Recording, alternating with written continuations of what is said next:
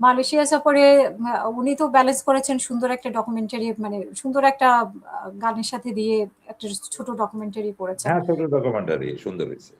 তো আমাদের যারা এই যে 28 জন গেলেন, ওনার মিডিয়া গেল, তারপরে ওনার ক্যামেরাম্যান গেল, তো ওরা আসলে কি করলো, মানে ওদের সেরকম তো ডকুমেন্টারি আমরা তো এখানে দেখলাম যে সাদেক কায়েম আসলো, তারও সুন্দর ডকুমেন্টারি আমরা দেখলাম যে উপস্থাপন করতে।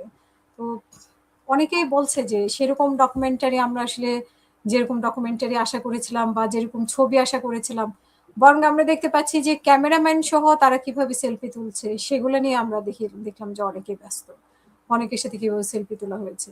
এটা তো আমাদের জন্য দুর্ভাগ্য। হ্যাঁ, এটা আপনি যথার্থই বলেছেন। তারা মানে গতানুগতিক যেভাবে ফটো সেশন হয়, হ্যাঁ, হুম, এটার বাইরে তারা যে এক্সক্লুসিভ কোনো কিছু করবে, হ্যাঁ, ক্রিয়েটিভ যেটাকে বলা হয় আরকি, যে থিম, যেটা এই যে হুম, মালয়েশিয়ার পক্ষের যে টিমটা, তারা যত দ্রুত চিন্তা করলেন, যত দ্রুত এটাকে পিক করলেন, করে হুম, তারা তাদের অবস্থানটাকে সুদৃঢ় করে ফেললেন। হুম, এই গানটা তো শুধুমাত্র তারেক রহমান সাহেবকেই যে সম্মানিত করছে তা না। এটা হুম, মালয়েশিয়াও তো যে সম্মান দিয়েছে বা দিতে পেরেছে, তারা তো তাদের জিনিসটাকে ঠিকই সুন্দর করে তাদের জনগণের মাঝে এবং বিশ্ববাসীর কাছে এবং বাংলাদেশী, তারা তো জানে ভাই এখানে প্রায় ৪০ লাখ ৫০ লাখ বাংলাদেশী আছে। হুম, তাদের হুম, মনের অবস্থাও তো তারা বুঝে। তাদের ভিউটাও তো পেতে হবে। তো হুম, সেখানে তো একটা পজিটিভ ধারণা রাখতে হবে।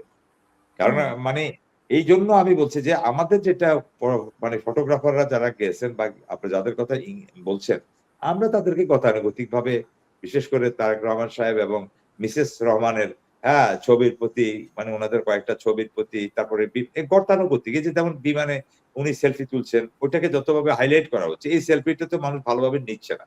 আপনি ছবি তুলছেন, এটাকে দেন আপনি। কেন নিচ্ছেন না? আপনি আমার কাছে জবাবটা নেন না।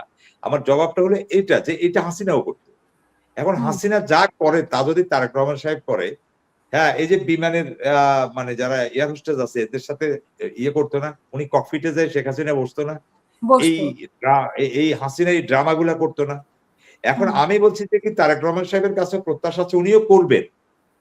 কিন্তু এটাকে আমরা টপ করতেছি কেন? এটাকে আমরা ১০ নাম্বারে নিয়ে যাচ্ছি না কেন? আমার প্রশ্নটা হলো যে কি এটা। আমরা কেন একটা ইউনিক আইডিয়া নিতে পারতেছি না?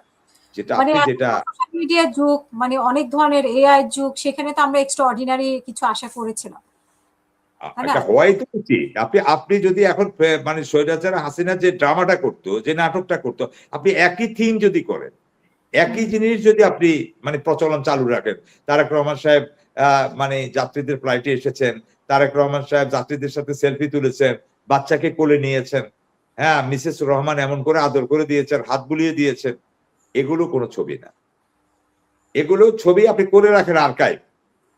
হুম, কিন্তু হুম, এগুলো পুরানো হয়ে গেছে, বাসি, পচা, বস্তা পচা। ঠিক আছে? এগুলো হাসিনা করে, হাসিনা এখান থেকে নিন্দিত হয়েছে, নন্দিত হয়নি। হুম, কিন্তু এটুকু বোঝার, এটুকু পিক করার ক্ষমতাও এই মানে প্রফেশনাল বলি আর আনপ্রফেশনাল বলি, যে এই টিমের মিডিয়া টিমে যারা ছিল তাদের ভিতরে এটা ছিল না। যার ফলে তারা ওগুলোকে হাইলাইট করছে বেশি। আপনি খেয়াল করে হুম। দেখেন বিমানের ভিতরে কি হইছে, কেমন করছে। তারা নিজেরা তারেক রহমান সাহেবের সাথে সেলফি তুলতেছে। দ্যাটস হ্যাঁ, এবং মিসেস মানে রহমান এবং তাদের কতটা না কল্পনার ছবি। আগ্রহ যে মানে একজন প্রধানমন্ত্রীকে কিভাবে হাইলাইটস করা, সেটার থেকেও নিজেরা কিভাবে হাইলাইটস স্মার্টলি, করা। স্মার্টলি। এখন তো যুগ বদলেছে। আপনি যেমনটা বললেন, যুগ বদলেছে, প্রযুক্তিও বদলেছে। এখন হুম, আপনি তো স্মার্টলি দিতে হবে, যেটা তরুণ প্রজন্মের মধ্যে হিট করবে। হুম। আপনাকে চোখে আঙুল দিয়ে তো দেখাই দিল, এটা কিভাবে নাড়া দিল আপনার বন্ধু কি আমার বন্ধু বন্ধু আমার আমার বন্ধু মহাজাদু জানে। আমার বন্ধু মহাজাদু জানে। দেখেন আপনি, এটা বাংলা সংস্কৃতির গান, ফার্সি ভাষায় ওইটার একটা ভাষার একটা অংশ আছে। কিন্তু আমাদের মূল শিল্পীটা তো সবাই এটাকে হাবিবের গানটাকে দিয়েই তো এটাকে মানুষ জনপ্রিয় হয়েছে বাংলাদেশে।